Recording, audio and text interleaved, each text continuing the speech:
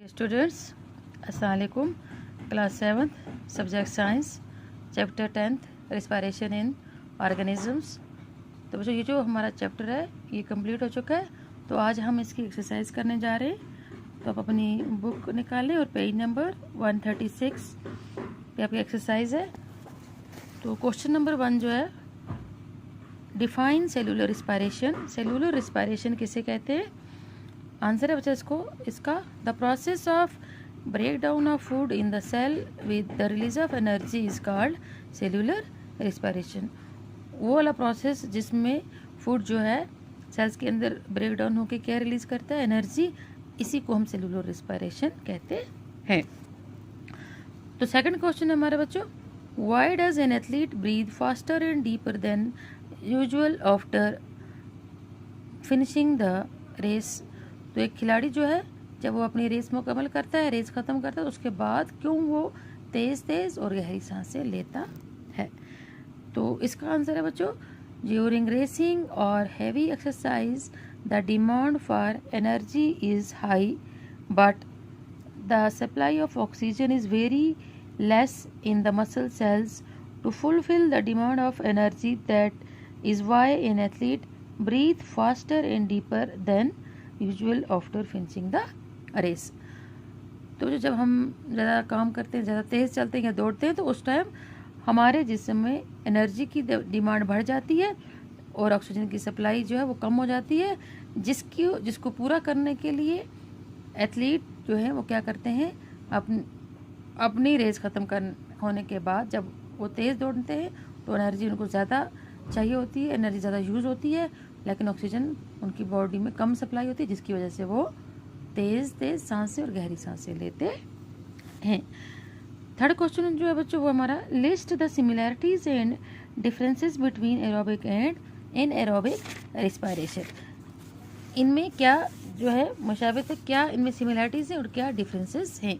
कौन सी चीज़ जो है इन दोनों में, एरोबिक और एनएरोबिक में कॉमन है, और कौन सी जो है वो दोनों में जो इनमें मौजूद नहीं होती है? तो सिमिलैरिटीज़ क्या है? In both kinds of respiration food particles are broken down to finer constitution. तो दोनों में जो है फूड जो है वो क्या कहते हैं, ब्रेक डाउन होता है और हमें नए प्रोडक्ट्स मिलते हैं, जैसे कि एरोबिक रिस्पायरेशन में CO2 और वाटर H2O मिलता है, और एनारोबिक में हमें क्या चीज़ हासिल होती है? लैक्टिक एसिड और अल्कोहल मिलता है। तो इसी तरीके से एरोबिक रिस्पायरेशन में डिफरेंसेस क्या है और एनारोबिक में? तो डिफरेंसेस हैं बच्चों, aerobic takes place in the presence of oxygen. तो एरोबिक रिस्पायरेशन जो है ऑक्सीजन की मौजूदगी में होता है, जबकि एनारोबिक रिस्पायरेशन जो है takes place in the absence of oxygen.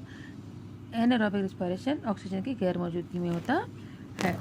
In products are CO2 and H2O। इसमें जो हमें प्रोडक्ट्स हासिल होते हैं एरोबिक में वो कार्बन डाइऑक्साइड और वाटर है, और एनारोबिक में जो end products are CO2 and alcohol. Carbon dioxide और अल्कोहल हमें हासिल होता है। और थर्ड पॉइंट जो है इनमें differences, it occurs in most plants and animals. ये बहुत सारे प्लांट्स और एनिमल्स में होता है। और एनारोबिक जो है occurs in yeast and some bacteria. Anaerobic जो है ये यीस्ट और ज़्यादातर बैक्टीरिया में ही होता है।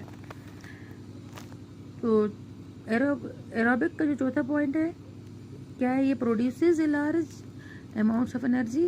ये बड़े पैमाने पर एनर्जी रिलीज करता है। और एनारोबिक जो है the energy released is less. इसमें जो है एनर्जी कम रिलीज होती है, किसकी बनिस्बत? एरोबिक रिस्पायरेशन की बनिस्बत इसमें एनर्जी कम रिलीज होती है। तो फोर्थ क्वेश्चन जो बच्चा है वो है, why do we often sneeze when we inhale a lot of dust laden air. तो क्यों हमें छींक आती है या हम छींकते हैं जब कभी हमारे हम हवा जब हम लेते हैं तो हमारे उसमें कोई डस्ट पार्टिकल्स होता है वहाँ पर, तो हमें क्यों छींकें आती हैं? गर्द वगैरह होता है हमारे नाक में चला जाता है और हमें छींकें क्यों आती हैं? आंसर है बच्चे इसका, by sneezing our body tries to exhale the dust particles from the air which inhaled so that only clean air enters our body। तो हम क्यों स्नीज करते हैं, क्यों हम छींकते हैं? क्योंकि जो डस्ट पार्टिकल्स होते हैं हमारी हवा के साथ, वो हम इनहेल कर लेते हैं, अंदर चले जाते हैं, और जब हम छींकते हैं तो वो डस्ट पार्टिकल जो है वो वापस बाहर निकल जाते हैं छींक के साथ, और हम जो है अंदर साफ हवा ले जाते हैं।